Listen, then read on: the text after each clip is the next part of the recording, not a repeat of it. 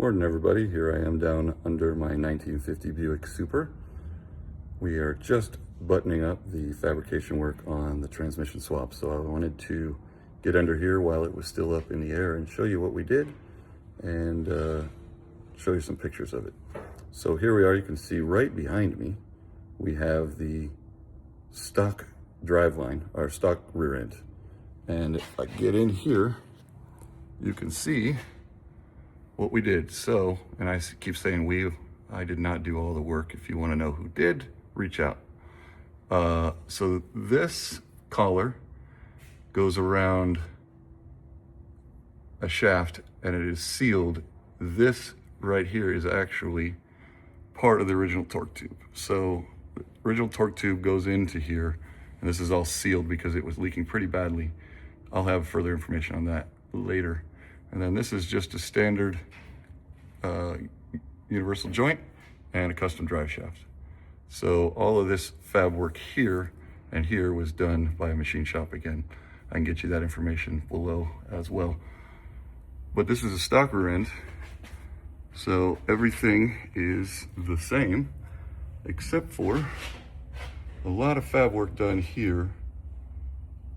So these pieces are here welded to keep the rear end from twisting or shifting. And then you can see that these control arms, these are the stock arms, are completely boxed in, both of those. And then as we go further on, that's the the custom drive shaft.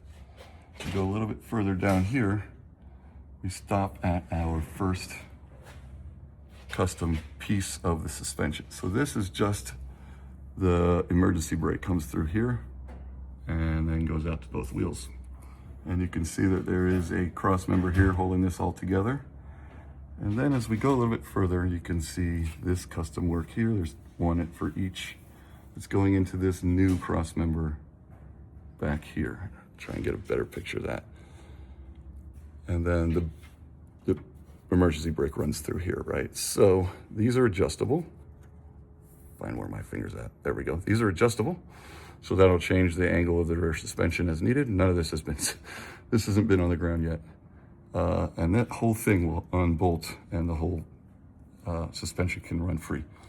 So that's the first piece of fab work that was created, and it's just a really beefy setup here. And then we move forward, trying to not unplug my light.